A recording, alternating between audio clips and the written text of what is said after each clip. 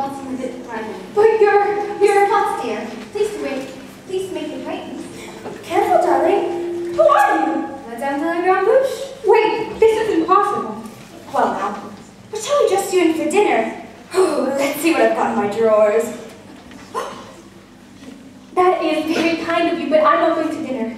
Oh, of course you are. You heard what the master said. He may be your master, but he's not mine. I'm sorry. This is just happening so fast. That was a very great thing you did, my dear. We all think so. I'm going to miss my papa so much. Cheer up, child. I know things may seem bleak right now.